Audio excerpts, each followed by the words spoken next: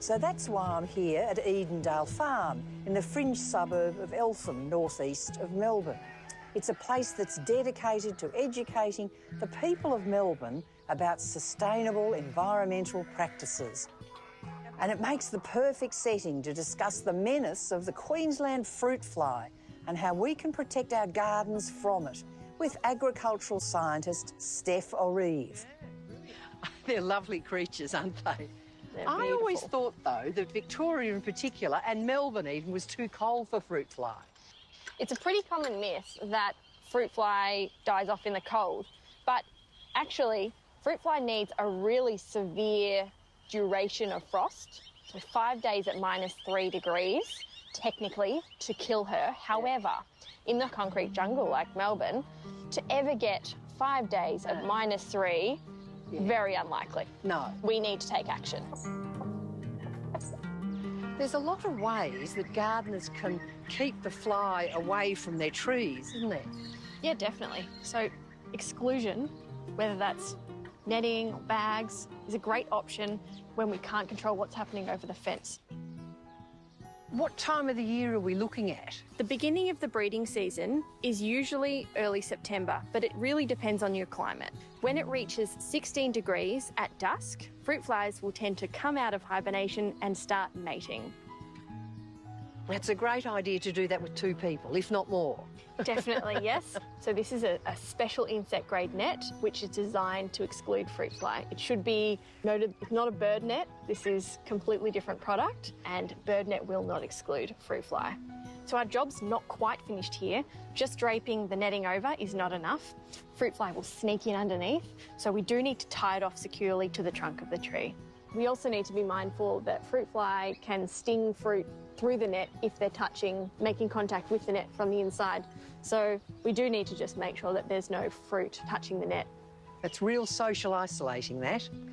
It is. No, it looks good. Yeah. Those bags look terrific too. That's a great idea. Yeah, they are another really good option as an alternative to completely netting the whole tree. Yeah. So provided the mesh is not touching the fruit, it's safe from fruit fly. It's good, isn't it? And then you can take them off. Definitely. How long would you leave the netting on the tree, the big ones and the small bags? We put our nets on as soon as the fruit's set, so after pollination, and then we keep the nets on as long as the fruit's ripening. Then once we've picked the fruit, we can take the nets off. Welcome everyone. This is a webinar about Queensland fruit fly in the home garden and what we can all do on our own properties. I'll firstly acknowledge that I'm watching this from Wurundjeri country, and I pay my respects to elders past, present and emerging. You might pay respects to your traditional owners of the land where you're watching from. Today we've got Richard Rowe, who will be presenting the workshop. He's an environmental education officer at Edendale Farm, and he's also the training coordinator with Sustainable Gardening Australia. We've also got Bronwyn Cole, who is the Yarra Valley Fruit Fly Coordinator, and this role is funded through the state government, through Agriculture Victoria and the Yarra Valley growers. Thank you, and over to you, Richard. Great, thank you very much, Steph. Now I'm just going to put back onto share screen and we'll start off with the presentation. So welcome everybody. I'd also just like to recognise that I'm on the land of the Wurundjeri people as well here in Lower Plenty in Melbourne. And what we're going to be talking about today is the Queensland fruit fly, why as a gardener we need to be aware of it, and the things that we can do to help reduce the risk of our crops being impacted of it. Now, just as a little bit of an introduction to start off with, the Queensland fruit fly is actually an Australian native fly. It's native to southeast Queensland and northeast New South Wales. Now, from the map you can see on the right-hand side, you can see that it actually has been distributing itself further around the coast of Australia. And it actually has a bit of a cousin over in Western Australia, which is the Mediterranean fly. So that one's a slightly little bit different. Now, it can live from about 6 weeks to 4 months. So now that it can actually live for that 4-month period as well, it can actually live over a season and through a winter months, for example, and then re-emerge in the following season. A female can lay up to about 2,000 eggs, so it can be very productive. And it can still be active around the 13, 14 degree mark. So, you know, as the winters are a little bit warmer these days in Melbourne, it's starting to be a reasonable climate for it. And it will come out at night time and look for mating and mate in around the 15 to 16 degree mark. It's been heading south for quite a number of years, and in the last season, we definitely here in Melbourne had some incursions of the Queensland fruit fly, which is why we're starting to step up the education around it. Once it's actually established itself in an area, it can really get a really good foothold, and so we really need to be starting to putting in some actions now to try and reduce the risk. And it actually likes these urban environments. It's a bit like a smorgasbord with lots of trees around, lots of fruit trees around, and people growing food, maybe some unattended fruit trees as well. But also in winter, there's lots of really warm spots in our urban environment. And so it's got places where it can overwinter and then come back in the following spring season. So it is something that we really need to be aware of and start planning for in our own gardens. Now, a few things to help you identify if you might have some Queensland fruit fly. Now, first thing to realise is there's a number of flies that can look relatively similar, especially from a distance. So we need to understand some of the characteristics of it. We'll go into this a little bit more detail in a moment with a larger picture, but it has a brown body. It's relatively small, 6 to 8 millimetres long, depending whether it's male or female and it's in the relative health of it. And there's some yellow markings, which I'll highlight out in a moment, but there's GT stripes, there's some shoulder pads, and there's a triangle of yellow on its thorax, which is its back. So that's for the adult fly. For the juvenile, which is the larvae, it can be very hard to identify because it can look very similar to other maggots or your larvae as well. And so the only real way to identify it is through DNA testing, which you can organise to get sent off and do, but there is a price to that as well.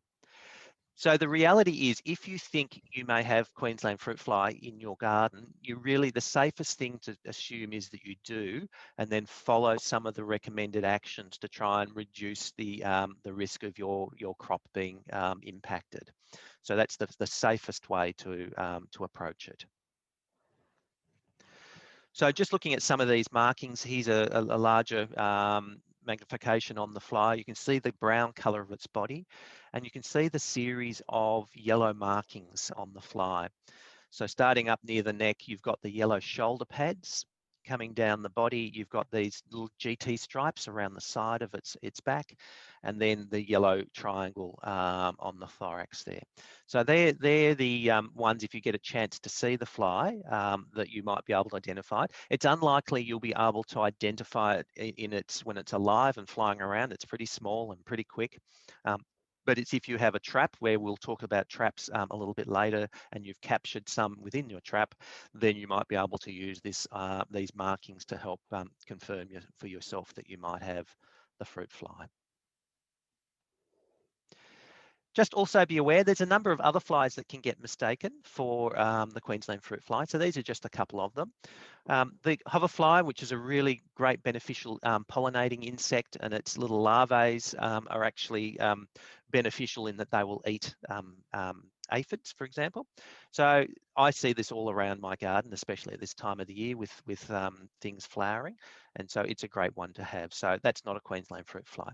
The other one that can get mixed up sometimes is the vinegar fly. So it also can be seen around rotting fruit, so fruit on the ground, for example, but it also hangs around compost bins, around your desk, your compost caddy, maybe in the kitchen.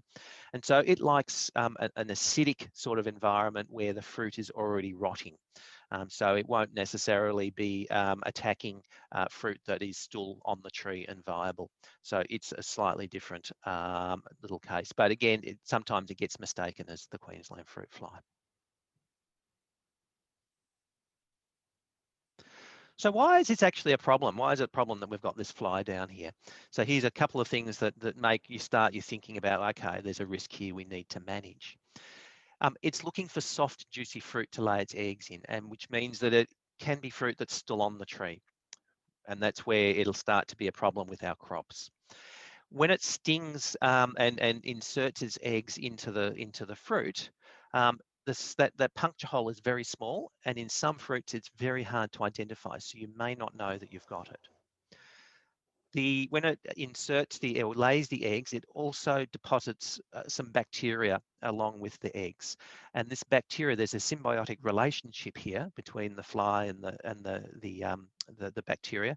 The bacteria will then start to break down the flesh of the fruit on the inside. So it's invisible from the outside, but on the inside, it's starting to break down the flesh. And then that is becoming available. It's like pre-digested food for the larvae to start to eat.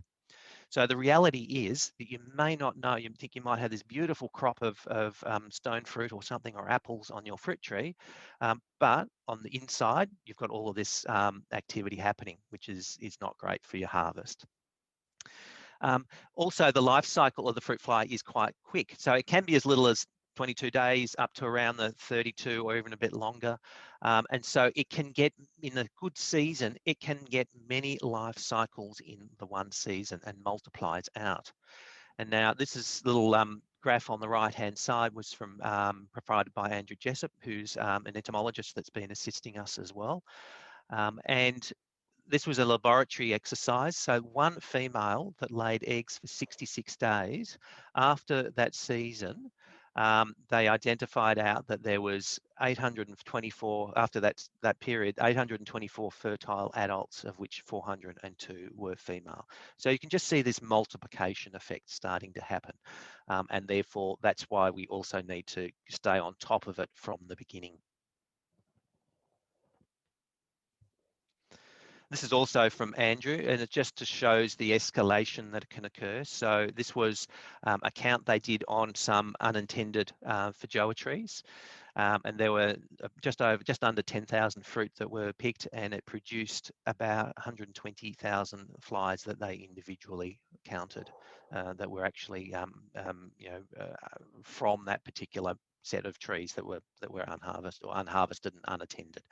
So it's really about keeping on top of our fruit trees and our vegetables, because they will actually go for our veggies as well.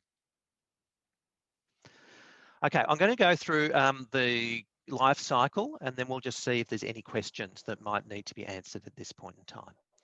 So I'd just like to thank Rowena from our nursery here at Edendale, who's done this amazing drawing for us around the Queensland fruit fly life cycle. And let me start off. So the female will lay her eggs. So that's, you can see there in the top left-hand corner. So she'll sting basically the fruit, and you see a little magnification in there of the eggs sort of hanging in there. And the on the right-hand side, you can see some couple of pictures of that actually occurring, and you can see the eggs there sort of just inserted into the fruit.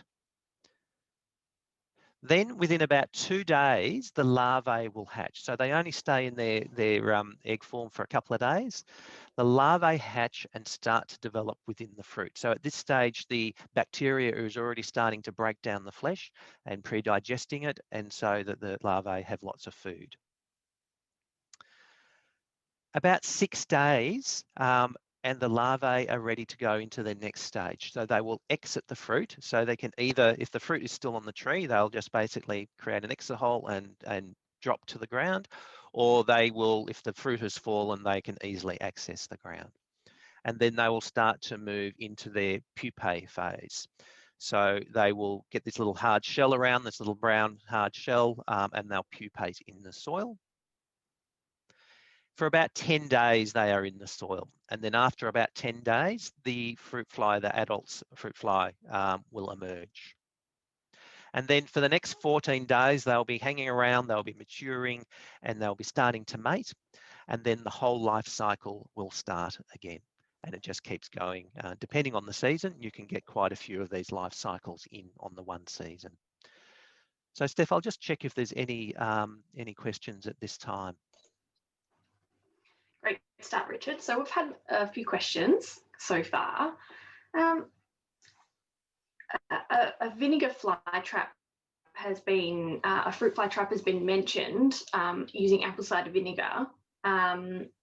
However, apple cider vinegar is not necessarily a great trap to catch Queensland fruit fly, but it would catch vinegar flies. Yes? I think that's right.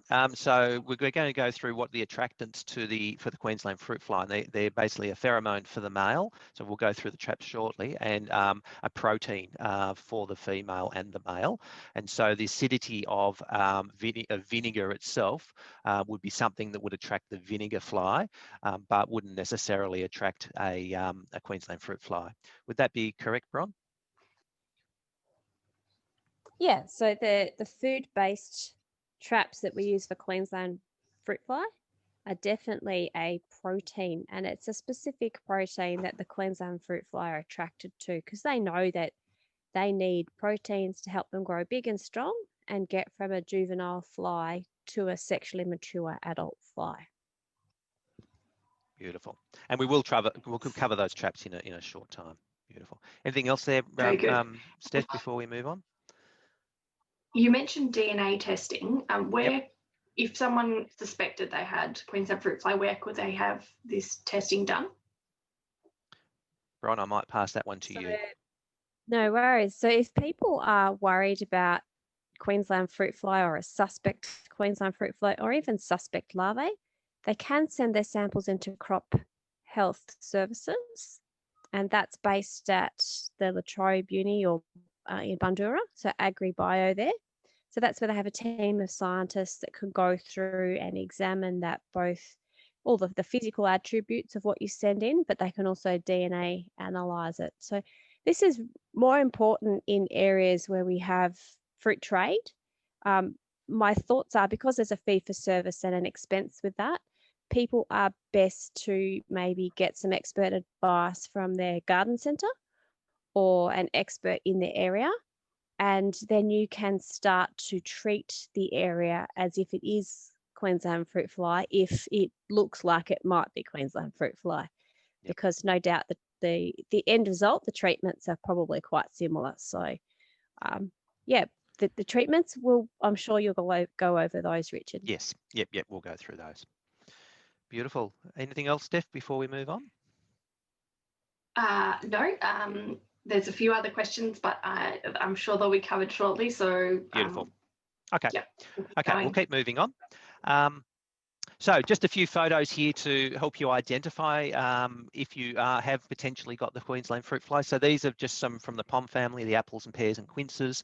And so you can see there's little pit marks. So obviously on this family of fruit, it's a little bit more obvious. On things like cherries or on strawberries or things like fruit like that, it can be a little bit more difficult to see these sting marks. But on some fruit, you can see the obvious part of this. And if you have these, then it's about actually treating that there and then and not leaving them on the tree. And we're going to talk a little bit later about how to safely dispose and treat these types of infected fruit. Here's a couple of photos just to show the insides of the fruit and the little larvae in there. So you can see the rotting fruit there on the apricot, and on the tomato here, again from the outside things looking fine, but on the tomato you can also see a little sting mark. So you can see that little sting mark there. So that is something you need to keep an eye on, for example, in your tomatoes. Just a couple of little videos here to show. So again, thanks to Bron for supplying these for us.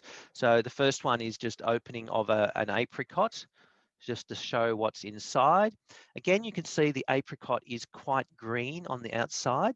And so, we do need to be going through this process before our fruit starts to ripen. We'll talk about some of the actions, but definitely once the fruit is set and we've thinned it out, then we should start looking at some exclusion netting, for example. The other little clip here is of a larvae that's exited the fruit, and just quickly to show how it will start to very quickly enter the soil. And so it will only be on the soil for, a matter of 5 or 10 seconds potentially before it's disappeared. So it's not something that you'll be able to necessarily observe, but these it's inbuilt to them to just head down into the soil and seek safety so they can start to pupate. Beautiful. Just to add some context here, Richard, these Yes. apricots were from a garden in Greensborough last January. Beautiful. So it just shows that it is from this region that we're talking about here for today. So yeah, and it's very real, and those apricots aren't hugely ripe, and it was probably a couple of days before the gardener was about to go out and have some. So the fruit fly beat her. Yeah, absolutely. And from the outside, it probably looked like it was going to be an awesome crop. It's on what's happening on the inside. Yeah. So beautiful. Thanks, Bron. So the larvae is diving down underneath this potting mix and mulch, and they're more protected from the birds and any predators here, and that's why they go down under the ground. Yep. Beautiful. Now, it's not just our tree fruits that are susceptible. So it's any fruiting vegetable potentially can be a target for the Queensland fruit fly. So it is a lot of our summer veggies that we're potentially growing. So our capsicums and our tomatoes and those sort of things as well. But also vining fruits. So, grapes and so on. So not just tree fruit. So it's something that the gardeners, even if you mightn't have a fruit tree, but if you've got a veggie garden, something you have to be really aware of. There are some fruits that might be, so there's no guarantees in this, but might be less attractive at certain times, but it really also depends upon the season and the availability of other targets for them and the number of Queensland fruit fly around. So there's some indications that in southern Australia, the melons and pumpkins and cucumbers, so that family, don't seem to be as attractive to the fruit fly as in warmer climates. But there's no guarantee, as I said. To reduce the risk, if you have early harvesting or fruiting, ripening fruits, like early cherries and apricots and locusts and tomatoes, then your risk is lower. But again, it's not removed, it's just lower. Eggplants seem to potentially be not as big a target down here. Shiny fruits seem to be at less risk, so little cherries and Roma tomatoes, but again, no guarantees. Your finger limes and green limes seem to be okay, probably as an acidity thing. And certainly the thick-skinned acidic lemons don't seem to be as much of a target, but not your sweeter lemons like the lemonades and the mayas. They might be more of a target. Winter fruits, because they're not as active, obviously, in winter. But as I said, there are no guarantees. So you need to be really aware and taking the precautions all the way through the season with all of your fruiting fruits and vegetables. Richard, just on the fruits harvested before Christmas, it's really important to notice that that's very regionally specific information. So that's for us Southern Victorians. Yep. Cool. Thank you, Bron. Now, the reality is it's a risk management approach that you're going to have to take. So it's about trying to reduce the risk. You're not going to, if you've got Queensland fruit fly in the area, you're not going to be able to get rid of them. So it's about reducing the risk that your garden and your harvest is going to be impacted. And there's no single action that will work on its own. So it needs to be an accumulation of different things that you can do that will hopefully add up to you having a really good harvest. And I've broken these into 6 different areas. There's planning and maintenance. We're going to go through these separately. There's monitoring, which is with your monitoring traps. Potentially baiting is an option, but that is a area-wide solution. So it's not necessarily something that works for just the single gardener. We'll talk about garden hygiene, about exclusion through netting. And then if those actions don't work, we're going to talk about, well, if you do have some Queensland fruit fly, we're going to talk about safe disposal. And then that will come around again for the next year. So you need to then start thinking and planning for the following year. So we'll go through these step by step. Planning and maintenance. So it's really important that you start thinking about what you're going to do with your action plan, for your Q-Fly action plan. Some of the things that you might do in your garden are removing old fruit trees that either you don't harvest any longer or are too hard to maintain. So that's about removing that as a target risk to start off with. With some of your fruit trees, it might mean that you need to do some, in the winter months, some really hard pruning to bring them back down to a manageable size so that you can get your netting over them. Because netting is one of the real positive actionable things that you can do, but you need to have a tree structure that enables easy netting. If you are about to replant or to replace some trees or to start putting in some fruit trees, look for trees that are grafted onto dwarfing rootstock so that they are naturally going to be a smaller tree, easier to maintain and easier to keep to that small size, so their netting is easier. Always look to do some summer pruning and winter pruning. So the winter pruning is really good for developing the overall structure and foundation of the trees, whereas your summer pruning is more for refinements once you've got your good structure and to keep the shape under control. And that will help you with the health of the tree. So certainly it helps you with the productivity of the tree, but also obviously managing the size of the tree.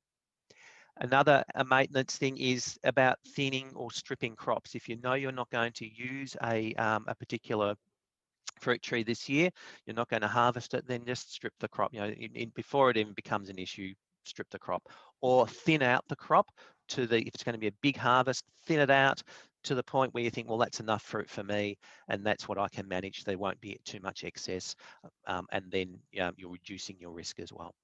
And the other thing, which can be a little bit challenging because we get very enthusiastic with our veggie gardens in spring, is trying not to over plant. So don't put too many tomatoes in, so you'll have too many tomatoes and you won't pick them all, and then you start introducing the risks as well. So really planning about how much fruit and veggies that you might actually want to have.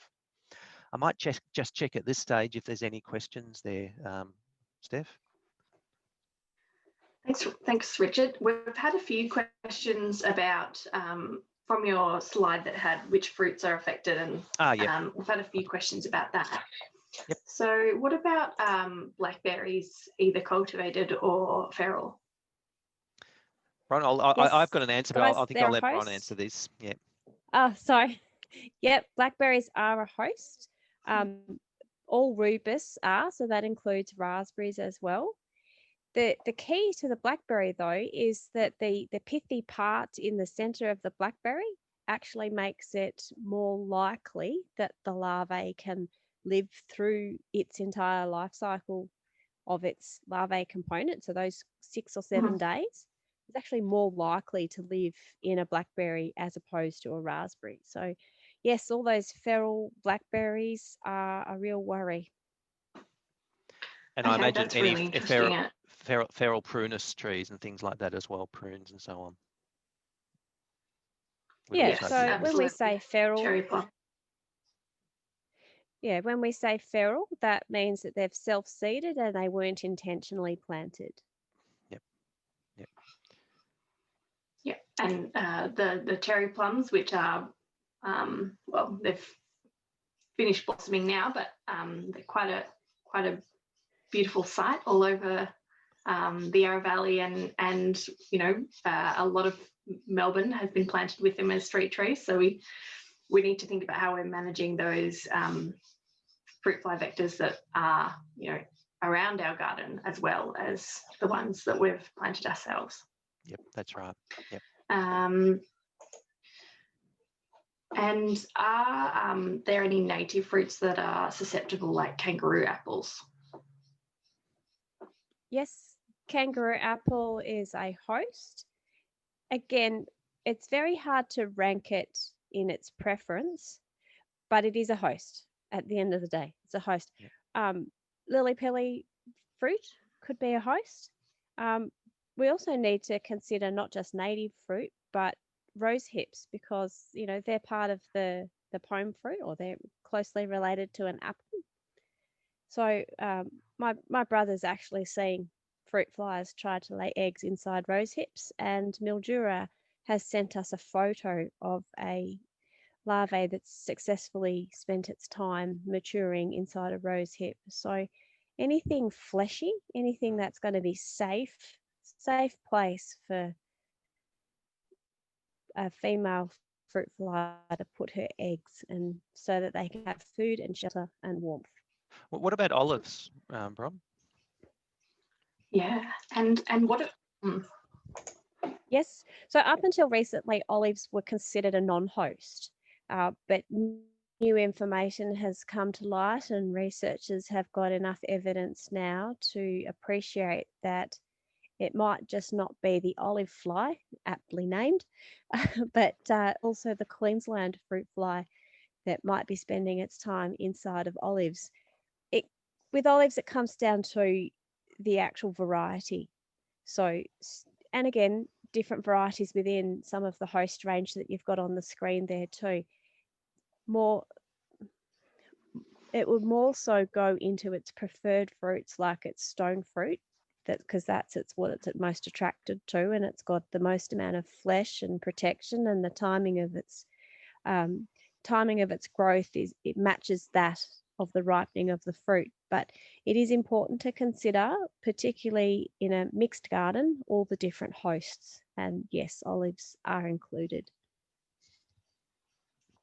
Okay, Beautiful. and so the apricots that the videos you showed earlier, the apricots were quite green, the ones in Greensborough, and they had maggots in them. Would a Queensland fruit fly choose to lay her eggs in a green fruit over something that's very ripe? Yes, it's in a short answer. A Queensland fruit fly female has a very sensitive nose, I suppose you could call. She can actually sense when a fruit is about to ripen. She can tell that before you can. And she will look for a fruit that is turning from green to the colours of its ripening. Fruit emits some odours that also is a dead giveaway as well. And this means that what she puts in that fruit, so her eggs, are guaranteed of an appropriate length amount of time in that fruit for her young to get from egg stage right through the 3 instars of their larvae life cycle. So if she was to try and lay her eggs into a piece of fruit that's already rotting or decaying, it can get a little bit too acidic for those larvae to survive. And also they don't have that time frame in which to mature. So the key there is that she's looking for places to put her larvae where that fruit is going to mature over time. I'll add a bit of a disclaimer here. Queensland fruit flies have to lay their eggs. So it may be the case that rotting or decaying fruit, such as in a compost or around the bottom of your tree or in an area of dumped fruit, it may attract Queensland fruit fly. And it all depends on the pressure of the season. If there's lots of Queensland fruit fly around and she can't find herself a nice bit of fruit for herself that somebody else hasn't taken, she'll go and put some eggs in some fruit that's already starting to decay, and she'll try again next time. So they're not safe, but a Queensland fruit fly's preference is for fruit that's turning from green to coloured in its ripening stage. Great answer. I've got a few more questions. I'll just do a couple more. Yep. How, if someone's got thinks they've got fruit fly, how might they go about reporting it? Well, that depends on where you live. If you live in an area that's got a pest-free area, such as Sunraysia has had that in the past, and the Yarra Valley have had that in the past, you can report that to your regional coordinator. But the first thing I'd do personally is I'd tell my neighbour, because they too need to be with you on this journey at eradication and treating the Queensland fruit fly. But you might choose to tell someone at your council. I think, Steph, you'd be a good one to tell in Nillumbik. Yes. You could probably go to Edendale and tell the staff at Edendale.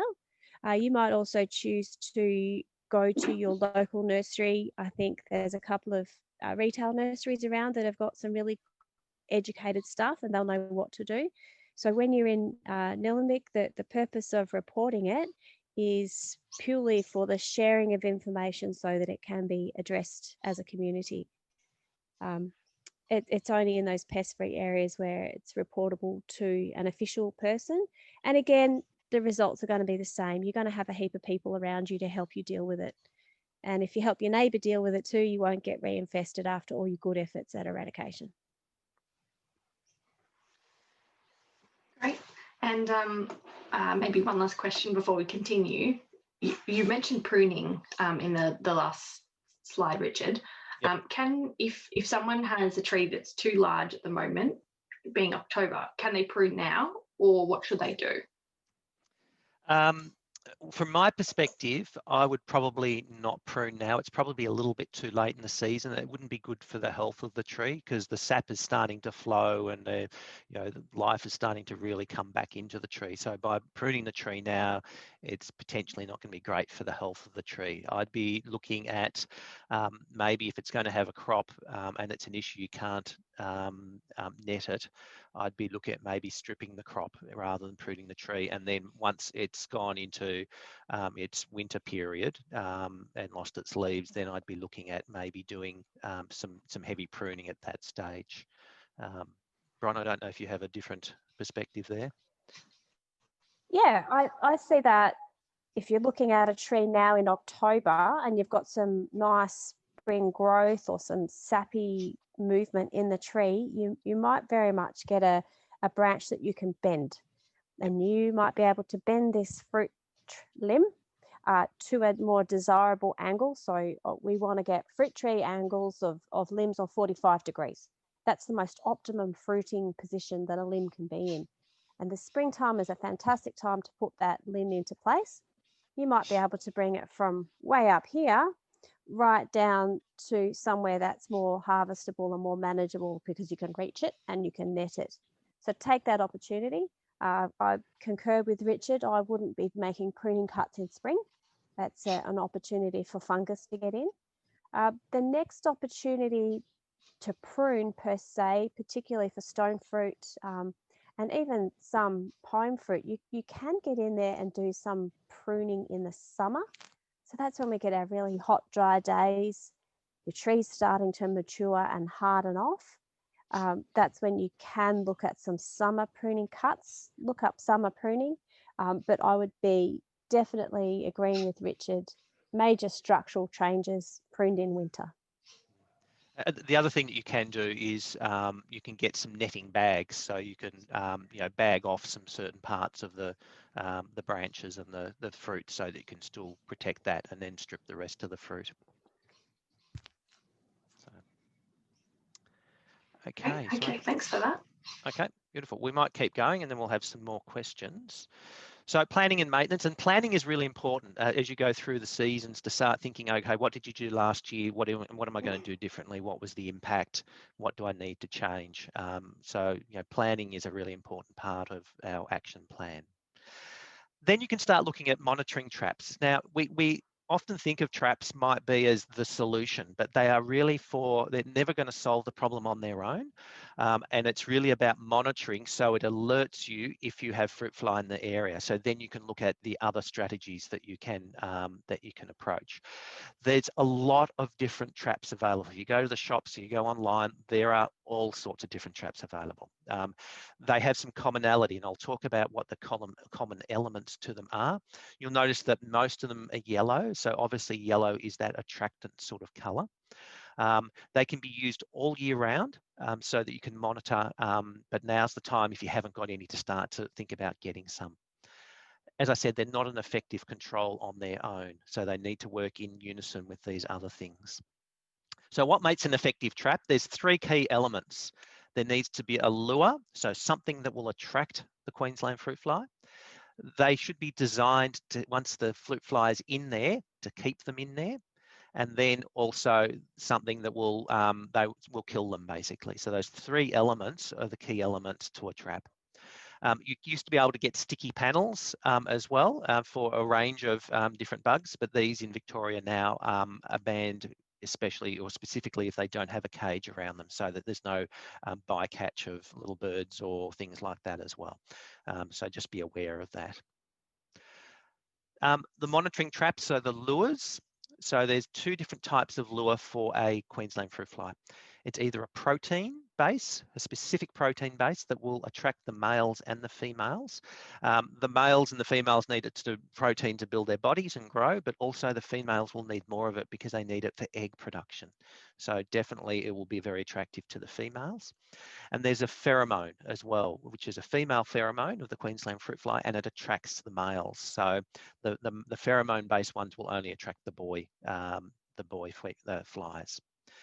Then there's a couple different options. And so they're encased so that they will capture them and keep them in there. And then there's a couple of different options for killing them while they're in there. So there's the pesticide solutions, which is some sort of pesticide that they'll touch and they'll die. And then there's the pesticide-free traps, which is what we're going to be selling at Edendale, which is like got a sticky insert they get stuck to, or there's ones which have a fluid that they drown in. Now we're going to be selling at Edendale the bio traps. So this is a picture of a bio trap here with a sticky insert. So we'll be selling the traps. We'll be doing the gel as well, the protein mix for the females and the males, the wafers. So the little green wafer here, so that will attract the males. And you can see here the insert sticky. So it'll be a pesticide-free solution. So once we've reopened and we've got ourselves sorted, these are the types of traps that we'll be selling at Edendale. You can also do a DIY trap with an old bottle and some protein and carbohydrate attractors. So these are ones you've got to replace relatively frequently, but that's a cheap way and an interesting way to sort of get involved and start to have a number of traps around the house. So these are available. The plans for these are available on the Alembic website under the Queensland fruit fly section of the pest area, and we'll have these plans also on the Edendale website at some stage as well. So before we move on, I think that's the end of, just a bit of best practice, and then we'll just see if there's any more comments from Bron, but also any questions as well. So best practice is to start monitoring if you haven't started in either late winter or early spring, and then keep it going all year round. Replace the attractant and killing agent periodically per the instructions. So that doesn't last a season. So that's the protein, the pheromones, and the killing agent, whether it's the sticky or the pesticides. Usually, depend on the instructions, but it's usually around every 3 to 4 months you'll need to replenish. Also know if the traps get too hot, it's a bit like a glass house, so the flies won't go in. So you've got to place it on a cooler side of the tree where it won't get too hot. So eastern side, potentially close to the trunk, a little bit shaded. Inspect weekly and record your numbers. So have a bit of a look, take some photos, record your numbers, and when you see some fruit fly in there, you're going to potentially have some issues. Then you need to escalate your actions, like more inspections of the fruit for the pinholes. Make sure you're doing your netting and all of those sort of actions. And then in late autumn, when the traps or the fruit fly starting to look for warmer spots to overwinter in, you might start moving your traps into like a warm spot near a lemon tree, an evergreen tree, so that's the sort of places it will be looking for. So move them into those sort of areas. First of all, I might just see if there's some questions there, Steph. Few. So are there any health concerns with eating fruit that's got Queensland fruit fly in it? I might hand this one to you, Steph. Bron. Well, I can safely say it's undesirable to eat, but I'm living proof here today that it hasn't affected me. And yes, I have had some occasions where the good side of the fruit has I've eaten that. Certainly haven't eaten the rotting, decomposing part. I did try some beautiful oranges over in Greensborough, and that they did have the Queensland fruit fly in them, but we're able to eat the good part of it. It's also good to know that chickens and cattle and goats and sheep and all the other type of farm animals that eat potentially the infested fruit, that they're totally fine as well. That rotted fruit and the larvae that they consume just pass through their gut, and actually a good way of getting rid of some of the infested fruit. Great. And yeah, so it's a food quality issue rather than a food safety issue. Yep. Yes. Yeah. As for, so you've mentioned the traps that are commercially available and homemade options. How many might someone need in their average backyard? Okay, it's really good to start with at least one of each. That's usually very affordable and very practical, and then you've got room to move after that. You could escalate the number of traps if you had a larger area. So it really is an area-based decision. So it's also important to note that we're talking about a couple of different types of traps here. So a Queensland fruit fly trap that attracts the male fly can be effective for up to 200 metres. And it is slightly affected by the direction of the wind or the canopy and the size of the tree, but it has a potential reach of a couple of 100 metres. With the protein traps, the smell doesn't, or the volatiles, it doesn't travel as far. So protein or food-based traps are only effective for about 20 metres. So as per the instructions on the commercial protein trap, hang one every 20 metres. But as I said, it all depends on the size of your one of each. And if you've got a larger yard, that's when you might put maybe a male fruit fly out the front and a male fruit fly trap out the back, just to give you a gauge of where your pressure is coming from. And it depends on the pressure in your area. If you don't have many fruit flies, one of each might be sufficient to give you early warning. But if you live in an area, for example, I noticed that the yard in Greensborough, where we did a lot of our inspections and had a lot of that partnership in working through the problem with, we had a male fruit fly trap in every corner of their yard, and we were catching 5, 6s and 7s. So if that was the case, I would encourage more traps so that you can look at where the pressure is coming from to try and help you deal with it.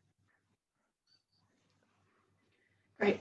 And with Queensland fruit fly traps, do they attract other insects like bees, or other beneficial species that we need to look after?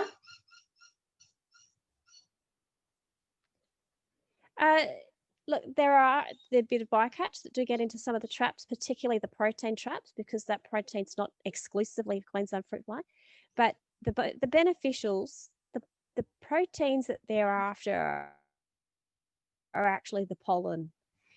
They're not actually after the protein, which creates the decomposition, which creates the yeast, which creates the food, and the actual microbes that the Queensland fruit fly would like to be feeding on. So colour can be the attractant there. Some people put vanilla in their fruit fly traps if they've made them, if they're homemade trap, to deter bees. The other thing is that bees tend not to go for decomposing matter. So in the homemade recipes there's a lot of ammonia generated, and the fruit fly recipe on the AgVic website is orange juice with a bit of cloudy ammonia added. So it's not really a Queensland fruit attractant. As for the male traps, they are so specifically designed to attract the male Queensland fruit fly that you get very, very little bycatch in that particular style of trap. It's a Q lure is the name of the active ingredient, and it's very, very good for Queensland fruit fly. The only possible other type of insect that gets into the traps, I think I failed to mention earlier that the protein traps, they often attract the bycatch is vinegar flies, which we don't want them anyway, but not necessarily the beneficials, which is good. But the other thing that some of my homemade traps have actually caught are European wasps, and I haven't found anyone that's objected against that yet. Cool. Yep, I agree with that. Great point. Are there any benefits to Queensland fruit fly, and what is their purpose in terms of the wider ecosystem? Good question, Bron. I haven't found an answer to that one yet.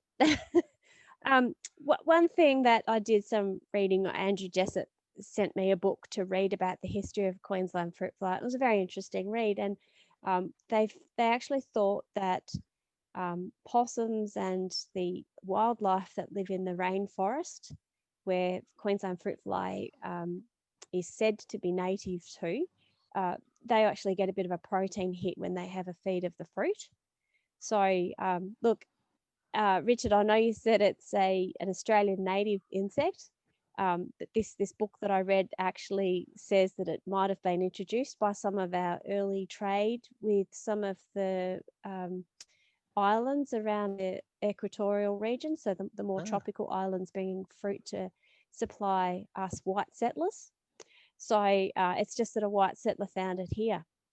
Okay.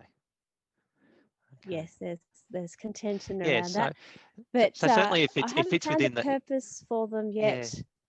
Yeah, they do fit. Obviously, fit much within like the I actually haven't found a purpose for mosquitoes either. They obviously fit within the ecosystem and are part of the food chain for other animals as well. I think also part of the challenge is that we probably don't have many of the predators are down here in Melbourne. So yeah, that's correct. The fruit fly has moved south, but the predators of the Queensland fruit fly haven't necessarily moved south. They're not as cold tolerant as the Queensland fruit fly. And by predators, I actually mean insects that inject their eggs inside of the larvae and take their opportunity then. Yep. Beautiful. Thank you. fantastic. Anything more there, Steph? And loads. So if a trap's put up in, say, a male lure trap's been put up in our garden, does that draw attention to the fact that we have fruit and act as kind of a beacon to our fruit fly population?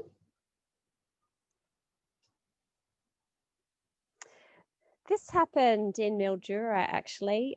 There were some questions to say we didn't have Queensland fruit fly before we started trapping. But much like the current pandemic, if you don't test, you don't know what's out there. And you may have had a fruit fly problem without knowing about it. Or your neighbours might have had a fruit fly problem without knowing about it. So I'd safely guarantee that if you put a fruit fly trap up, you've never had fruit fly before, it's not going to attract fruit fly from Northern Victoria to your backyard in Southern Victoria. It is a message to you that it is there, it was there, or it's recently arrived there, and it gives you the power to do something about it. If a fruit fly is nearby and you don't have a trap, the very fruit that you are trying to protect will be the next best attractive thing. So I'd certainly think that adding a fruit fly trap in and having that early detection, even if the fly wasn't there to start with, you'll have nipped it in the bud, and a stitch in time saves 9 there, Steph. Very good. And chickens, you mentioned feeding infested fruit to chickens and other livestock earlier. If we have chickens roaming under our fruit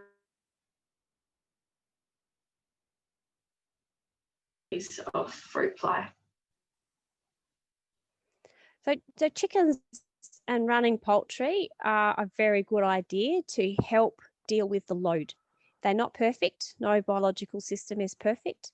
And so chickens become part of a multi-pronged approach.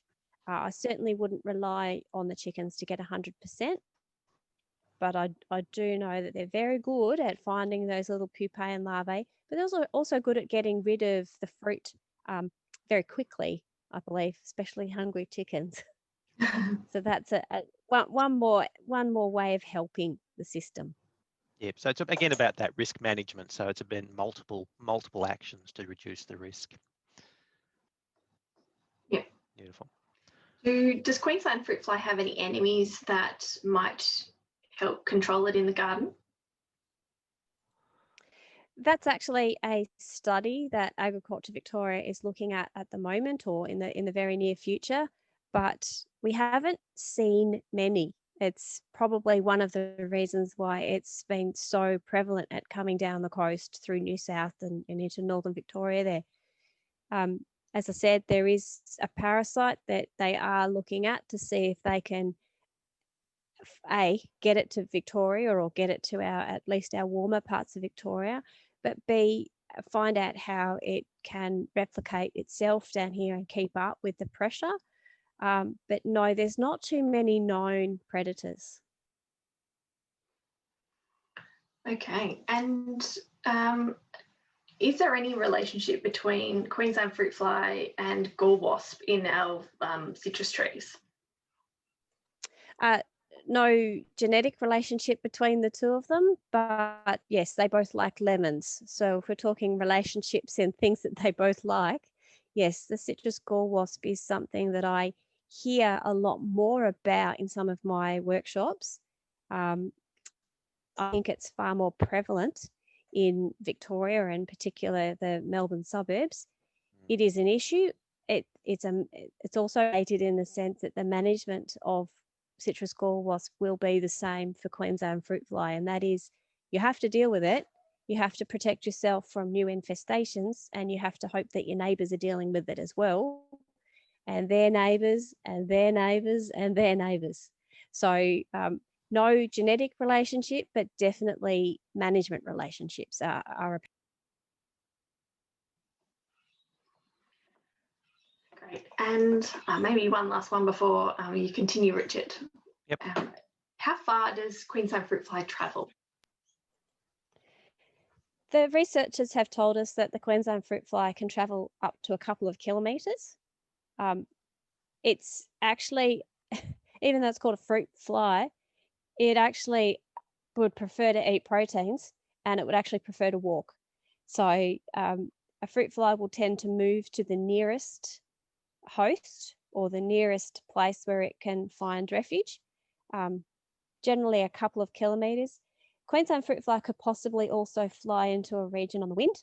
And the other thing to consider about fruit fly movement and how far it can move, it's actually dependent on how far its human can move. So fruit that's been transported from one part of Victoria or New South Wales, or places where there are Queensland fruit fly, could move hundreds of kilometres if aided by vehicle. Great advice there. And over to you, Richard. Okay, thank you. So the next section we're going to look at is baits. So baiting is an option where a mixture of protein and pesticide is placed on the tree, the branches or the trunks or the leaves, often as a spray. Seeing its protein, it'll attract both the males and the females. It's a more intensive process. It's requiring a weekly application. If it rains, it would need to have more application. It is a pesticide-based solution, and it's actually not really an effective control for a gardener as such, working alone. So it's usually done in an area that's called, or in a process that's called area-wide management. So it's a whole, suburb, or a whole particular large geographical area that it's done for. So from a gardener's perspective at this point in time in our urban environment, it's probably not really a particularly useful thing at this point in time, until we maybe can get some more coordination right across our neighbourhoods. There's another one called male annihilation technique, which is similar in that it works best in a area-wide solution, where it's an insecticide block which attracts the males, and there's no trap again. So again, they're probably not ones that the home gardener would potentially at this stage be looking at. Brian, I'm not sure if you had any other comments around the baits. Yeah, I've learned that from a fruit production in a commercial sense, that baiting is very, very, very effective.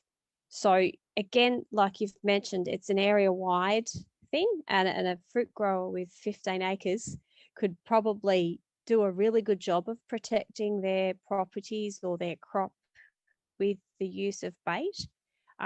I do agree that just one suburban backyard baiting, well, obviously it's going to kill some flies, but it might not protect their crop. I still think it's a very useful tool and something that I would encourage the more people to do, the better, because that means we are impacting the population in a suburb or in a region. One of the things also with fruit fly bait, you can see on the picture there that it's an actual droplet. It's a thick, gooey, almost a consistency between honey and Vegemite. And that's exactly what it is. It's got some carbohydrates in there. It's actually got some yeasts in there, and also the added insecticide. So it's not a cover spray. It does not go over the whole plant or the whole orchard or anything like that. It is targeted applications in the drops. And as you can see in that picture, the fly is actually going up to ingest that bait. So particularly if you've got an organic insecticide in it like spinosad, it relies on the fruit fly actually ingesting that bait before it dies as a result of that particular insecticide. So that's why the use of bait in droplets is considered IPM friendly. It's not going to hugely impact those native pollinators or bees because they're not attracted to the actual lure, which is the protein in that substance. So yeah, I would actually encourage people to do it. Obviously, you wouldn't get immediate results and your fruit is not safe, but it's definitely a huge part of that community approach to controlling the population of Queensland fruit fly in your area. And you may have, for example, a larger property with a more isolated orchard. I think protein bait applications around your property could do a very good job at helping you reduce the impact of Queensland fruit fly. Beautiful. Thank you, Bron. Which then takes us on to hygiene. And this is really around how we look after our gardens and the fruit, for example, as it's ripening and falling. So some of the things that we can do through the season is part of the hygiene is to thin out our fruit so that it's not going to be too excessive a harvest. It'll also result in your fruit being larger that's still remaining there. So that's good from that perspective. Checking regularly as it grows for the puncture marks to see if there is any issues, and maybe occasionally taking a bit of fruit before it's fully ripe and testing it, opening it up to see if there's anything on the inside. Pick your fruit as it is ripening or even pre-ripe, because a lot of our fruits will continue ripening off the tree, and don't let it fall to the ground. Invite your friends or family to harvest your fruit with you if there's going to be excess, so that it can all come off relatively quickly. Removing any damaged fruit, definitely, and we're going to talk about how to process that and destroy it. Don't let the fruit fly, if you've got the net that's gathered around the base of the net, don't let the fruit gather down in the base as it drops, so remove that. Pick up any fallen fruit, and as we mentioned earlier, you can run your poultry or if you have sheep or something like that through the base of your fruit trees in your orchard. So that will be not a foolproof solution, but it is another thing that will help reduce the risk, so that that they'll look for the particular the fruits that they want to eat, but they won't necessarily eat everything. And the chickens, if they're running through the orchard, will be scratching around looking for for things to eat, and potentially will disturb the pupae and eat those as well. Just a warning here, and we will talk shortly about processing the food. Don't put fallen fruit that has infection definitely into the compost. It will potentially survive, pupate in the compost, and then just continue on with the life cycle. And in regards to fruit moving around, if you're involved in food swaps, please be very careful, A, of the fruit that you're providing, veggies that you're providing into the fruit swaps. Maybe do some checking for the puncture marks and open some of it up before you supply it. And also, if you're picking up food from a food swap, you need to be very aware as well of the telltale signs and maybe check some of the fruit before you bring it home, because then you might be bringing that whole issue into your garden, even if you didn't have it before. I'll just check again with Bron. Is there any other comments you'd like to add to that? Well, a classic one is actually people going away for Christmas or over their Christmas New Year break. It's when a lot of fruit is harvested. And I noticed that you've got invite friends and families over to harvest your Q-fly. Yeah, just like you would arrange a pet sitter, or just like you would arrange for someone to come and water your plants while you're away, if you're an avid gardener and you do value that. The best thing you can do is invite friends, families, neighbours, or some trusted people who would benefit from the harvest, because that harvest over that Christmas break or that summer holiday is definitely one of those things you have to organise before you go away. Beautiful, excellent, good idea there. Then we get to exclusion. So this is a very effective way of keeping the fruit fly off your crops. It's about an insect netting, so it's not a bird netting, so it's quite a small, fine netting. It can either be the whole tree, or it can be individual for the individual fruits or branches. As I said, it needs to be a fairly small, fine netting between 2.2 or 2 mils by 2 millimeters, or the 1 by 3 millimeters, and they should be very effective as long as the fruit can't be touched through the net, so that the netting is not necessarily engaging with the fruit so that the fruit fly can sting through it. Couple of ways that you can net your trees. You can use the draping system, where it just goes over the top and then you tie it at the base, again making sure that it's not touching fruit. Or you could potentially have a structure of polypipe and star pickets to sort of make sure that the netting doesn't actually touch the base, the fruit, and then you need to make sure it's secured around the base, potentially with some sandbags or something, so the fruit fly can't come up from underneath. Also make sure you've got to be very careful with your nets to make sure that there is no puncture marks or holes in it, because if there is a hole, then that will then result in the Queensland fruit fly being able to get back in. So again, looking after the nets very carefully is important, and making sure that they're not touching.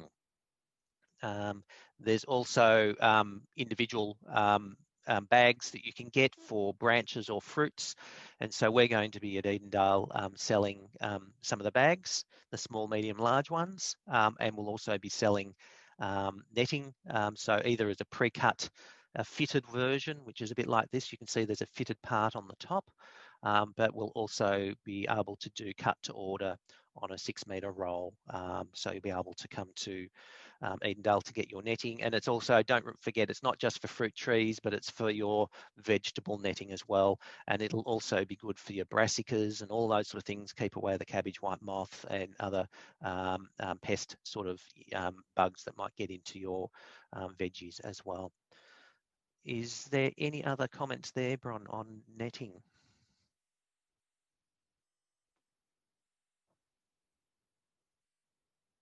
Hello? No? Okay. Got a comment, like the timing to get our nets on. So obviously if we're putting an insect grade net on, that would exclude pollinators. So as for timing to get those nets on, just after the fruit set? I'd say after the fruit sets. If it sets and you can see that's going to be big crop, I'd probably try to do a little bit of thinning to it, so you're reducing the risk and increasing the size of the remaining fruit, and then definitely getting it on after that sort of has been done. And when it's on there, it's large enough that the aperture is large enough on it so that it shouldn't create issues with humidity or build up of those sort of issues, and it will again be protecting your fruit from birds as well. So it's got this dual purpose of both providing an exclusion for both the fruit fly, but also for birds, which you're potentially going to be netting for birds anyway. So it's got that additional benefit there. I'm not sure, Bron, if you had some other comments there.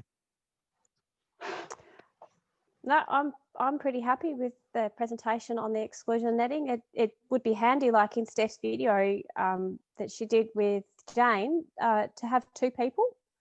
And the other aspect, I guess, is go and lend your neighbour a hand. You know, Yes. two of you, go over and say, can I give you a hand putting your netting on, and could you give me a hand putting my netting on? Got to work together on this one. Or you might go and help someone who is less able, someone who might have a shoulder injury or doesn't have the strength or the height to get over the required area. By helping out our neighbours and our friends, that really.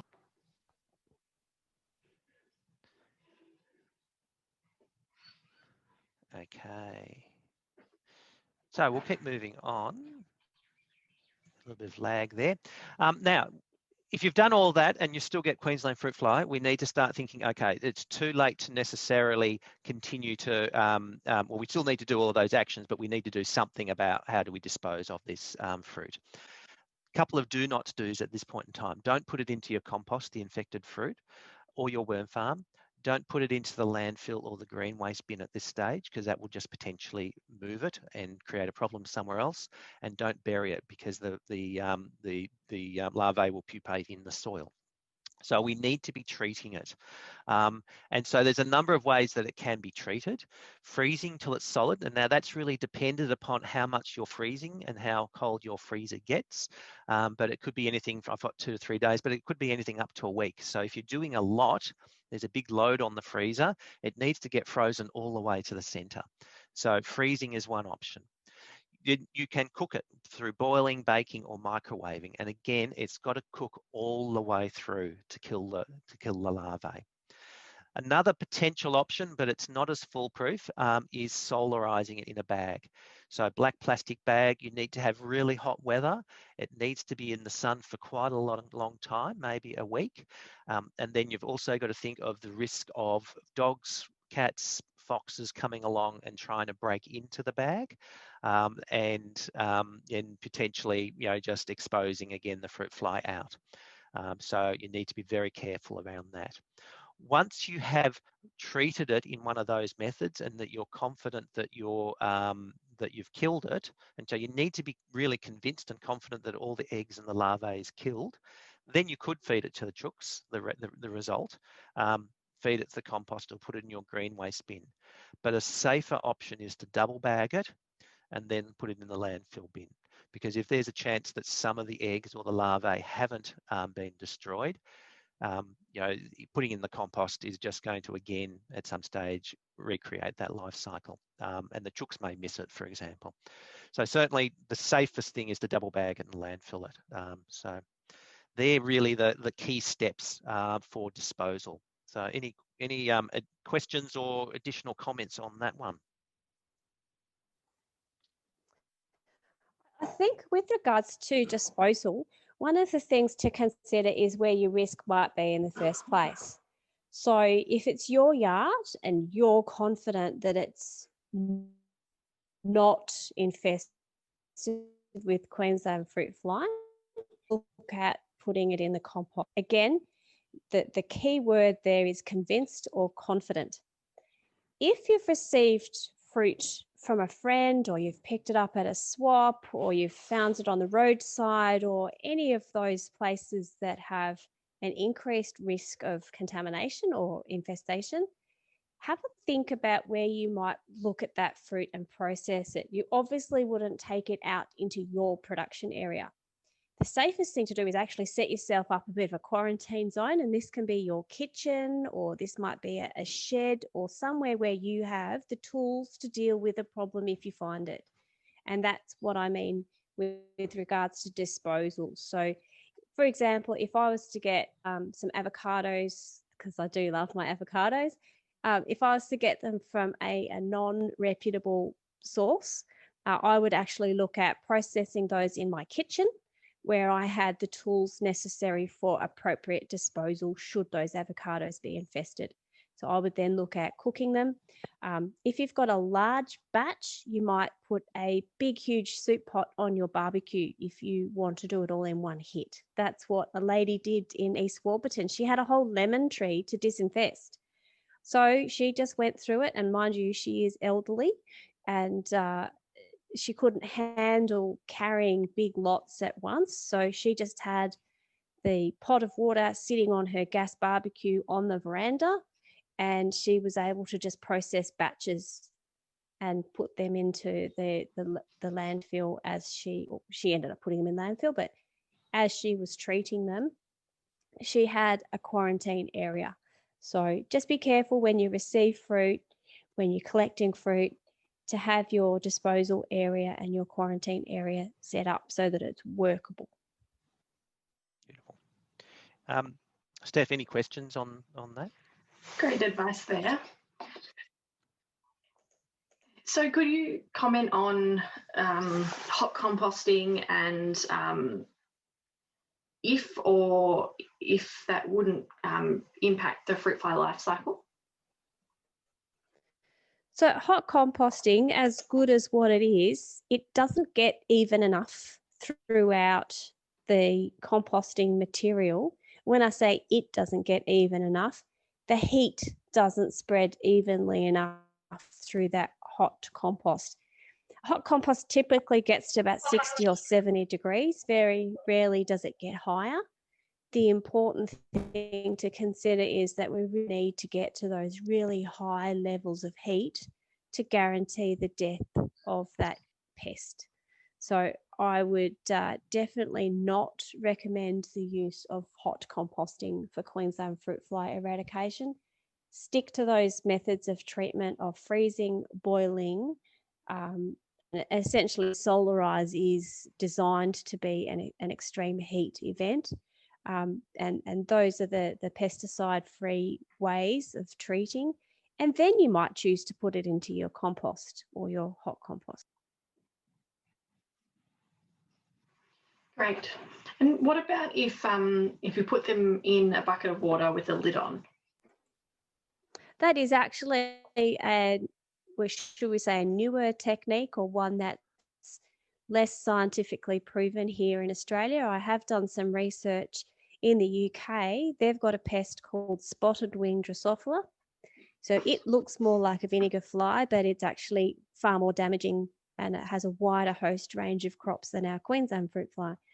Some of their scientific and commercially adopted models are about putting the piece of infested fruit into a water which is inside of a sealed vessel, and essentially it's almost like making cider.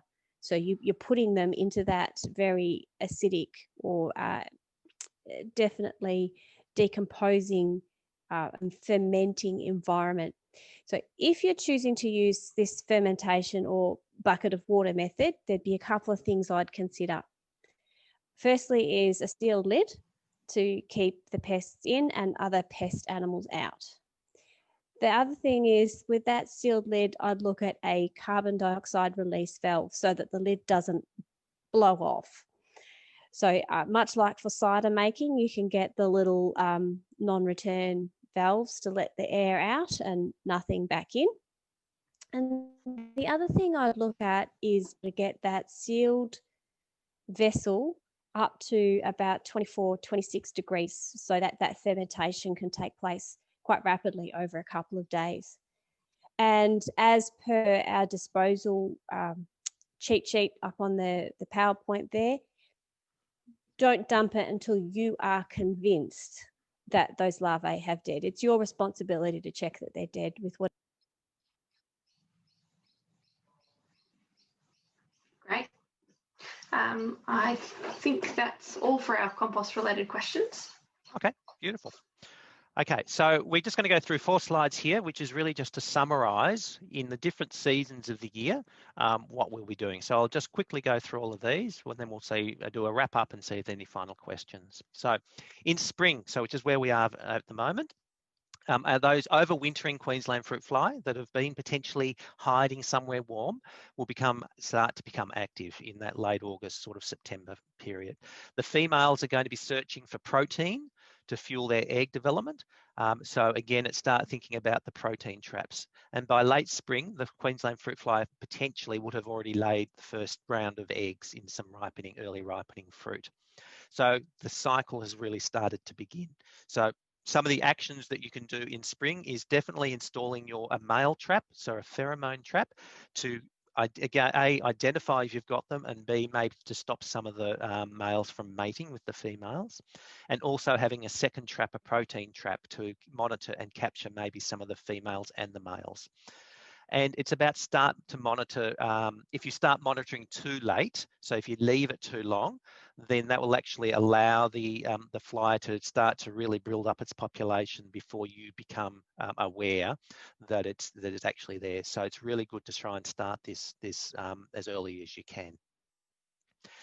Then we move into summer.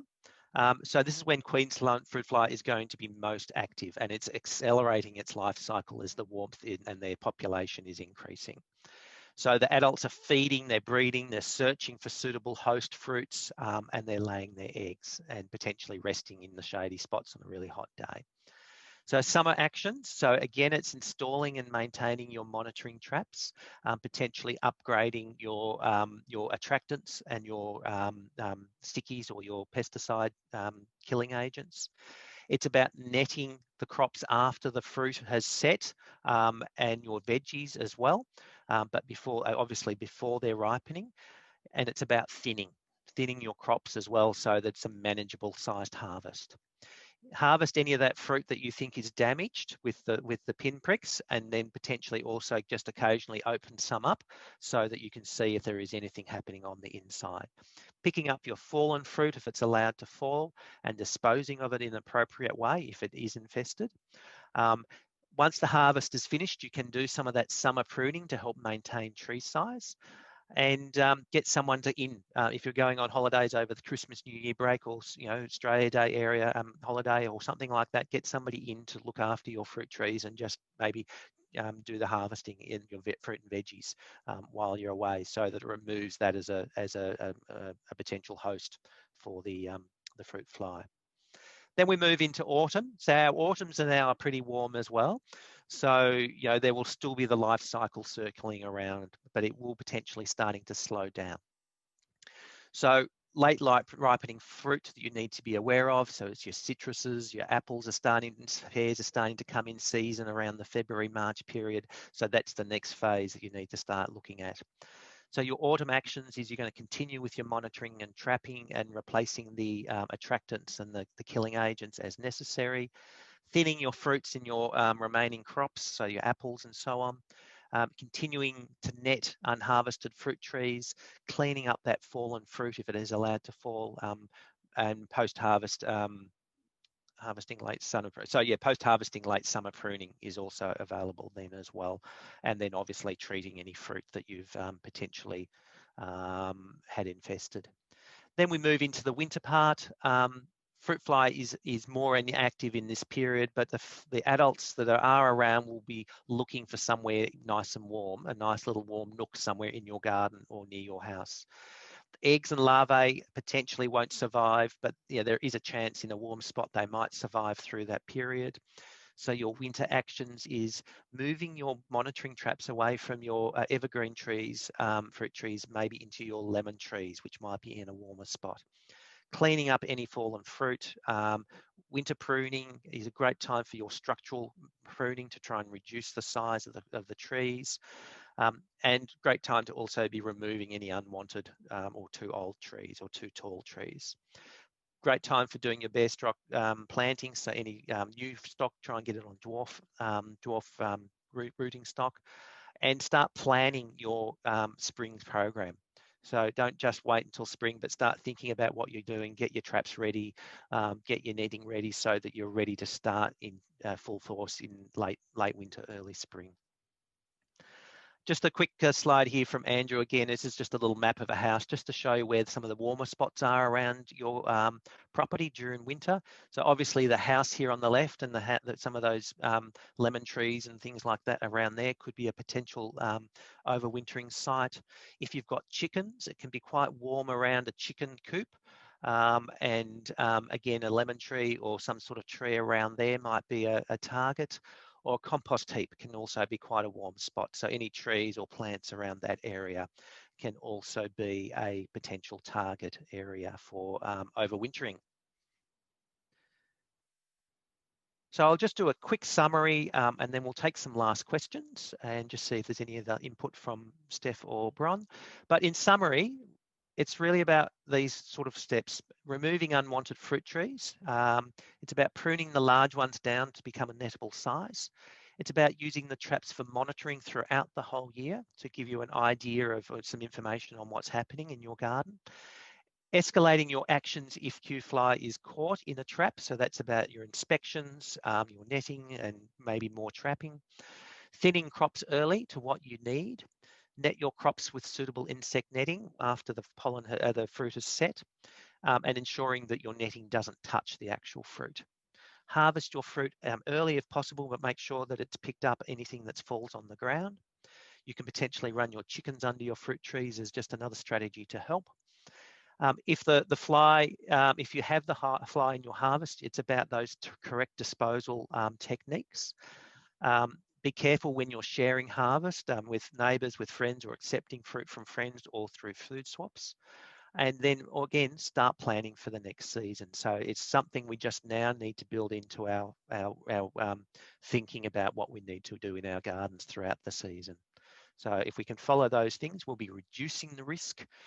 So it's not necessarily going to remove it, but we're reducing it. So hopefully we can still enjoy all of our beautiful homegrown fruit and veggies.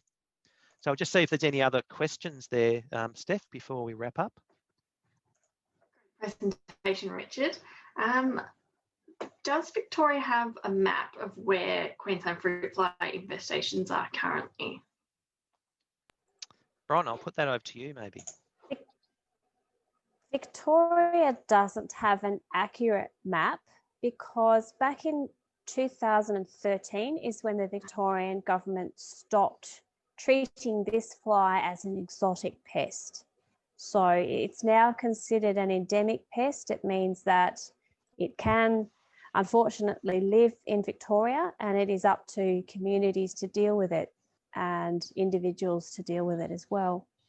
The mapping is really anecdotal because we don't have a lot of fruit flies that have been tested for DNA, because there are some other insects that particularly up north, there are other insects that look like Queensland fruit flies. So again, mapping for an official purpose can only be done on fruit flies that have been tested and verified at a high scientific level. So traditionally, I guess the picture in Victoria is developing, it's moving, and it's very seasonal. So for a very long time, southern Victoria has been quite absent of fruit flies. And the fruit growers that I work with, a lot of their work is actually based on that seasonal pest absence. We've got a strong history and we've got proof that there's no fruit flies in our traps. But other areas of Victoria to our north, such as the Sunraysia, which was a pest-free area until most recently, and the Goulburn Valley and even northeast Victoria have been battling with fruit fly for a number of years now. Anecdotally, we're hearing reports come in from inner Melbourne, and obviously we've double-checked our infestation in Greensborough, of which we provided the images for this presentation. But yeah, there are more anecdotal stories coming through about the leafy suburbs of Melbourne, and it was particularly of a huge threat last summer. Let's see what happens this summer, because I think Victorian or southern Victorian fruit fly populations, I think they're very varied from season to season. And just on that, I think we are expecting a La Nina, so that's a very wet summer. We're looking at wet, warm, humid conditions this summer. So here's a hot off the press alert. We are going to need to consider all of our fungicides and all of our humidity management techniques, as well as Queensland fruit fly this summer, I feel. On a slightly different note, but still related, Richard, your summary ends in plan for next season. That's probably the best advice that you can give. One of the fruit fly researchers, Dan Papajek, that's from Bugs for Bugs, he's famous for saying the best fruit fly control is actually controlling your fruit fly last season. So if you don't have that autumn population, it means that there's not very many that will overwinter. So you can start your spring with a very low population, and you have a head start on that escalating population. And on, you had a slide there about how fast it can reproduce. So if you start with a low number, it's much easier to finish with a low number. And so planning for next season is a lot of it is actually based on your efforts from the season just past, and getting involved on that fruit fly control early in the season. It's so critical, and we can do things like use the exclusion netting, which is insecticide free.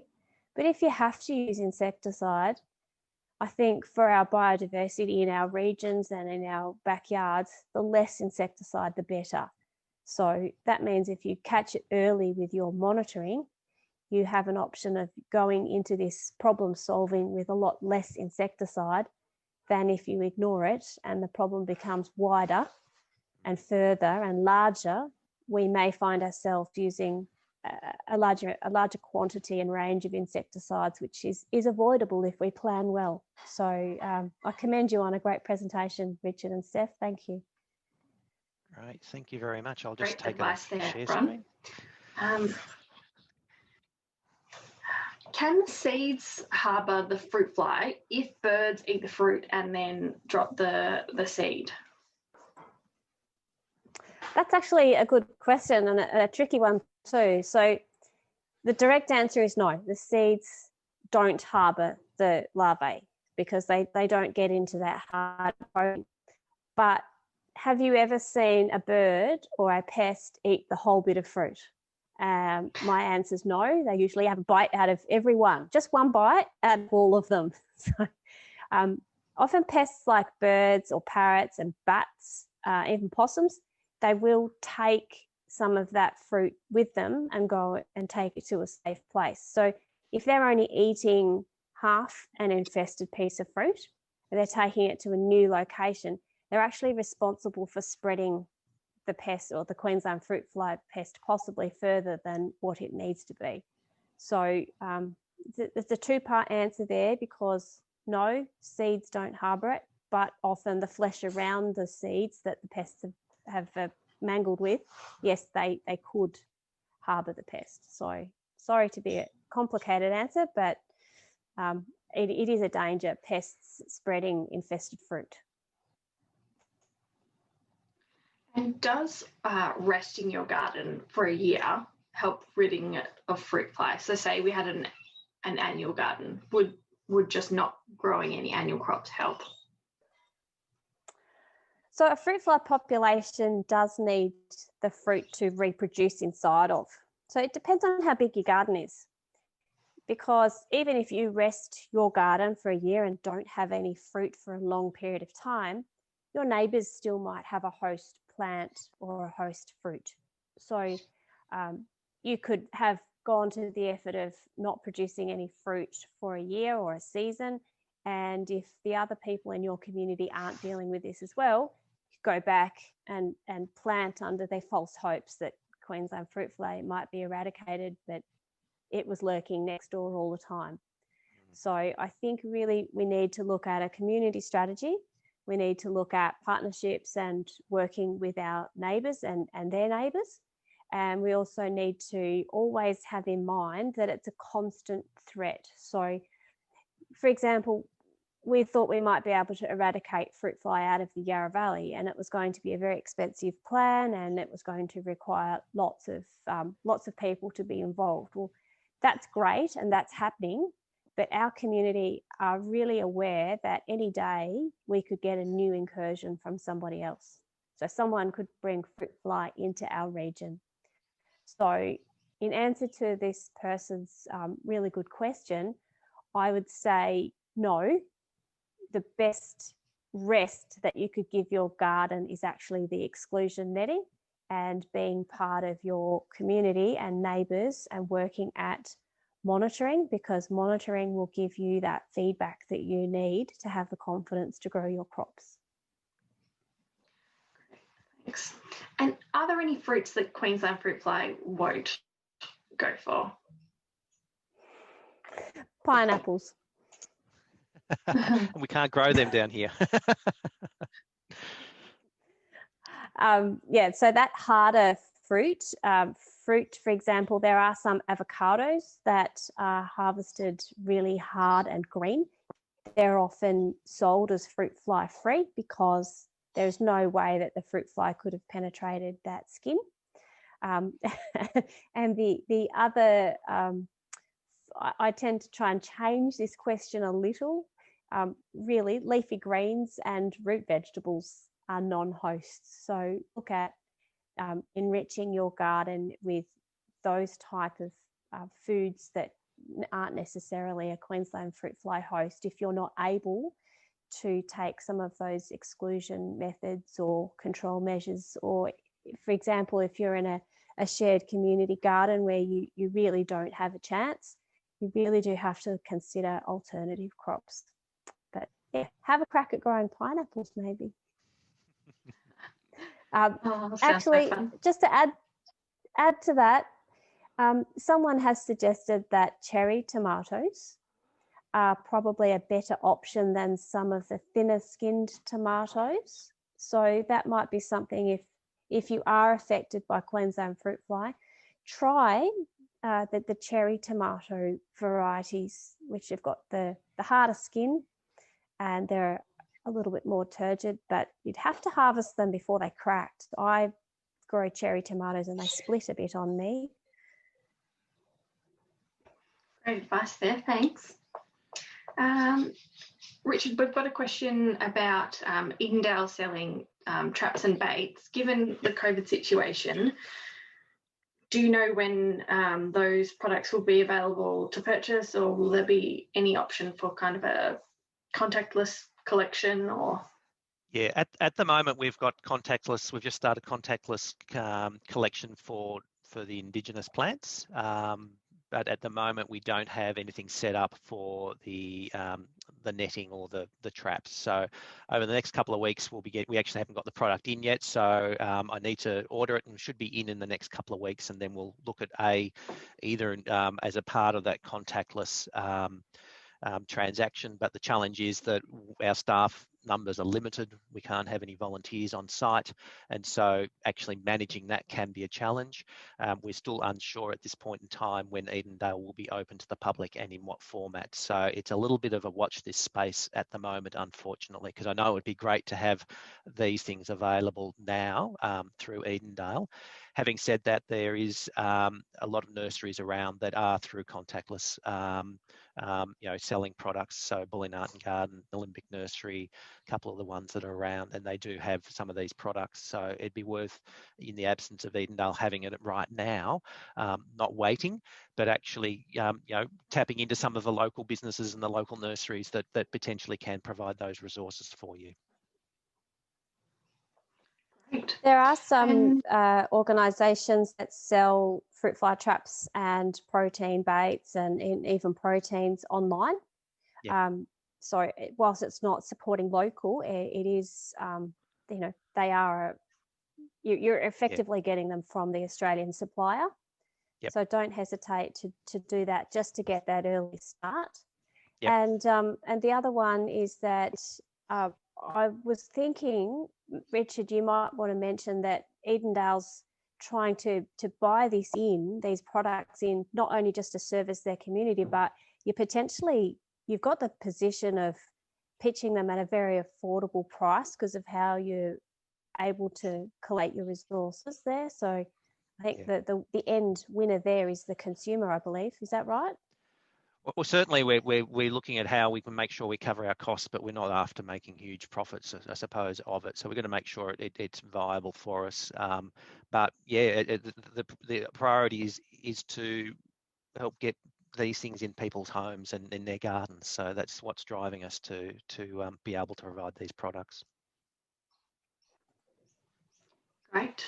And guys, if you do go to Edendale, make sure you tell the Edendale staff what you're experiencing at the moment with your fruit fly pressure, because Edendale is going to be a really important link in this community management.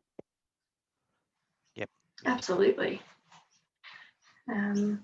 If you're happy, we'll move on to diatomaceous earth. And we've had some questions around, could it be used on the ground to break the life cycle of the pupae? Sorry, I just have to nick out for a tick. Apologies for this. Oh, Richard, I could probably answer that one for you then.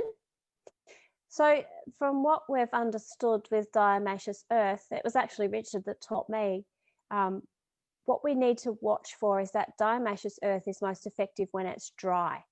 So as soon as we put that diatomaceous earth on the ground, it becomes moist or wet and soft, and then it's not able to actually do its physical destruction of the insect or the larvae that we want it to take place. So yes, there's going to be some experimental time in this diatomaceous earth. I'm certainly happy to put it back to AgVic and get an official response from them. I think those researchers will be really helpful to us. So I'll provide that information back to Nillumbik and Edendale. Great, that's awesome. And in terms of genetically modified fruit, this is a really interesting question. Is there any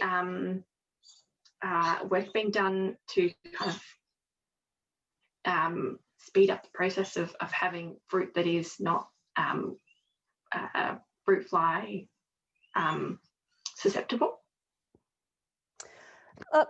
When it comes to the thought of genetically modified fruit, if it's going to be genetically modified in a way that's going to kill an insect, then it's likely to be too closely related to our ingestion or digesting them. So we as humans don't want to be eating fruit that's been genetically modified to actually kill an insect. So whilst it might be a really advantageous method for reducing insecticide use in cotton, for example, we're not actually ingesting that cotton. So as clever as the thought may be, I don't think the science is there yet to have one that's mutually exclusive for fruit fly, not humans. So I'll go with a no. Very good. Maybe on that note, you could you enlighten us on the sterile fruit fly technique that's being used at the moment over Adelaide and Pilbara? Yeah, sure. So one of the options that could be available to us in the future is what's called sterile insect technique. Over in South Australia, they have a facility where fruit flies are manufactured. So they're grown in captivity, and then they're sterilised before they are then cooled down and packaged up and put into an aeroplane. And these aeroplanes full of cold, sterile flies fly over regions that are affected by Queensland fruit fly, and they release thousands upon thousands, millions of sterile fruit flies. Now, a sterilised fly is then able to seek out and mate with a fertile wild fly. And the result of this mating is actually infertile young. So the eggs are infertile and there's no larvae that result. And so this is actually years in the making and quite an expensive research project. A lot of research funds have been put into this whole proposal and this whole project. But the concept is that we're able to mitigate Queensland fruit fly pressure by reducing the population, and in combination with all of the techniques that we've talked about today, this can help reach those hard to reach spots. And it's also done in an insecticide-free way. So there are currently trials at the moment that are happening in Northern Victoria, and there's some properties in New South Wales that are quite isolated from other parts of the township that are looking at the effectiveness of how sterile fruit fly release, so en masse, can actually really dampen and reduce the Queensland fruit fly population. So that's definitely work in progress. It's going to be really interesting to see how that concept plays out and how communities or regions can afford to apply or pay for this product, essentially, that's going to be delivered. It's still not decided yet what kind of funding model might help this particular concept get out in the real wide world. But it is a very effective technique. So over in California, where they suffer from Mediterranean fruit fly, their government actually heavily invests in sterile fruit fly technique for Mediterranean fruit fly. So instead of some of the history in California is that they used to fly over these production areas with insecticide flying out of planes. And people used to race inside and shut their shutters and shut the doors and bring the children in and to try and not get a copper dose of this insecticide. But since that time, the Californian Agriculture Department has really embraced sterile insects. So now the planes that fly over are only releasing sterile flies. It's an insecticide way of really helping a whole region. So I think there's a lot of potential for sterile Queensland fruit fly use in our regions. We've just got to really nut it out how it's going to work and really how we're going to pay for it as a community, because there's lots of beneficiaries who are going to obviously be able to produce fruit fly free fruit and not have to endure the losses or the expenses of infested fruit. So we'll see how that plays out, but I'm really looking forward to it because I think it's an environmentally sound area-wide management solution for a problem that is area-wide. Great, that's really interesting. You mentioned the, I guess, wet summer we're moving into, and that we need to be on the lookout for various fungal issues, but do you expect the wet summer will make the fruit fly season worse? Yes. One word, yes. So Queensland fruit fly is a product of the environment of a rainforest environment. One of the first things Richard said was that the fruit fly is normally, it has always been discovered and found in tropical Queensland, so southern Queensland, northeast New South Wales. It's not too hot, not too cold, just right. And by creating irrigated horticulture, riverlands with host fruits inside them, our backyards, we are creating a perfect rainforest environment. So yes, it's going to be a problem. And I think in particular in that Nillumbik region, and more so probably that Banyule, Darebin and those other neighbouring municipality areas over there where you've got lots of suburban or peri-urban gardening. We have fruit fly pressure from last year for the first time. It may or may not have been addressed. So you add that autumn winter load coming into a wet, humid, warm spring. I think it's red flags and everyone needs to be alert. Just news to hand, actually, there's been some reports back from a gardener who's got a couple of properties in those northern suburbs. And due to COVID, she hasn't been able to perform her normal duties as a gardener for these locations.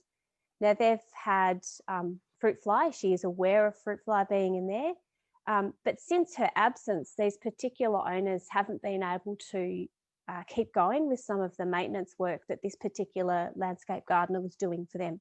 Now, I assume from the conversation that they're physically not able to, But she is very worried that during this COVID break and this lockdown, she hasn't been able to responsibly manage these pest issues. And here we are coming into spring, and potentially we may have an increased fruit fly load in some places. So heads up, let's get our heads around how we can really take a really proactive approach this spring before getting into that problem time of a warm, humid period of time. Cool. Absolutely, great advice there. If anyone doesn't have their traps up yet, we have to know about the problem before we can address it. So let's go into this knowing the scale of the problem before we find maggots in fruit. Yep. Okay. We've got some questions about lavender lavender and fruit fly to deter fruit fly. Any comments or thoughts about that? As far as I'm aware, lavender is not in the scope of a fruit fly's attraction of those volatiles. Quite possibly purple is, so that could be where the attraction is. But the scientists in Australia have done years and years and years of research on what a fruit fly is attracted to, as you know, by their sensors that pick up those volatiles. And they've narrowed it down so much so that those pheromones, that QLUA, they've even done brain mapping to look at the fruit fly's response to smell. And that work is primarily all focused into creating the best lure to attract fruit fly. But I haven't heard lavender is mentioned. So look, the list might not be exhaustive. I'm not going to say definitely no, but it's not one that I have heard of. If someone's got some further research, feel free to flick it to any one of us, and I'm happy to follow it up. Yep. Great. And what is the likelihood of purchasing infested fruit from a greengrocer or other official channel? I actually think the risk is quite low. That greengrocer or that commercial channel, for a lot of other reasons, they've actually got quality assurance processes in place. If you have experienced that, please take your fruit back to the place of purchase, because that feedback to them is really important in being able to improve their quality assurance programs. There are checks and balances that have to occur, like Agriculture Victoria and their biosecurity team, they do random checks at the Melbourne markets. A lot of the distribution centres for supermarkets, they have quite strict quality assurance that takes place. Fruit and veggie stores, like I like to shop at my local greengrocer. I have a really good personal relationship with the Emerald Fruit Barn and also the Carter Brothers, which are the two ones close to me. So I find that if I have any issues with any of the produce, which I've never had, I could easily go up to one of those and say, hey, what's this? So inspect them as you're putting them in the bag, obviously inspect them as you get home. And I think there's such a low chance of it happening through those commercial chains because of their knowledge and awareness and commitment to quality. Where I would be most concerned is roadside stalls that aren't regular, sort of ones that pop up and then suddenly disappear again. I would also look for the sale of fruit, say, for example, avocados in Rowville. Like, we don't grow avocados in Rowville, or selling out of the back of a garage or something like that. I'm not saying there's anything wrong with this fruit. As a customer, I would just make sure I double check. That's all. Great advice. That comes to the conclusion of our questions. Are there any other comments or anything else you'd like to discuss? Just from me, I'd just say, look, it's the first step in addressing these issues is understanding them. And so now hopefully you've got a little bit of knowledge about what you can do. It's also about just us doing them individually is not going to really help the bigger picture. So it's about sharing the knowledge. It's about working with your neighbours, getting involved in community groups, garden groups, or different sorts of groups where you can actually expand action and start looking at a community-led sort of involvement. So it's by all of us working together that we're actually able to help hopefully reduce this risk and continue to grow and harvest and eat and share really good quality homegrown food. So you've taken the first step, so now it's about starting to implement and sharing the information.